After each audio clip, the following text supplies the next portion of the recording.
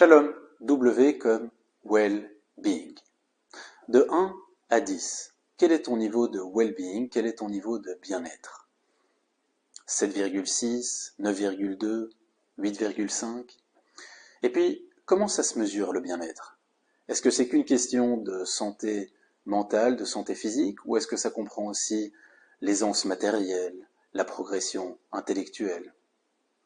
Difficile de trouver une formule qui mesure le niveau de bien-être ou le niveau d'épanouissement au niveau microéconomique, au niveau de l'individu. Pourtant, au niveau macroéconomique, par exemple au niveau des pays, une formule pareille existe. Qu'est-ce qui fait par exemple de la Suisse un pays plus favorable à ton développement professionnel, personnel plutôt que l'Espagne? Qu'est-ce qui fait d'Israël un pays plus favorable à ton développement professionnel, personnel plutôt que l'Italie? C'est ce qu'on appelle l'indice de développement humain. C'est un indice qui a été développé à la fin des années 80 par l'OCDE et qui se présente de la manière suivante. L'indice de réalisation humaine, de développement, comprend 3 composantes: le niveau d'éducation, le niveau de bien-être et le niveau de richesse matérielle.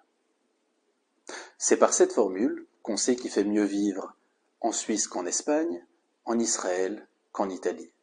Éducation, bien-être, richesse matérielle. Tiens, c'est marrant, parce que dans la tradition d'Israël, ce sont exactement les 3 mêmes composantes, les 3 mêmes ingrédients qu'on retrouve dans la bénédiction ultime, celle qu'on appelle Birkat Abanim ou Birkat HaKohanim. Vous la connaissez, elle se présente de la manière suivante. Yevarechecha Hashem veishmerecha. Premier élément, le niveau de richesse matérielle.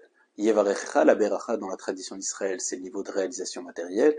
Et d'ailleurs, Rashi, sur ce terme très précis, dira Yevarechecha égale Yirbu nechasecha, que tes réalisations matérielles se multiplient. Très bien. 2.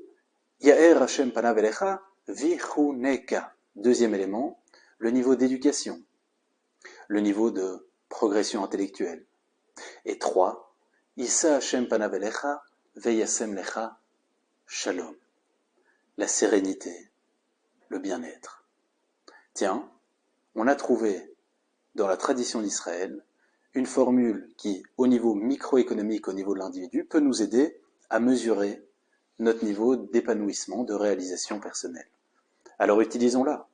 De 1 à 10, quel est ton niveau de réalisation matérielle par rapport à là où tu souhaitais être aujourd'hui?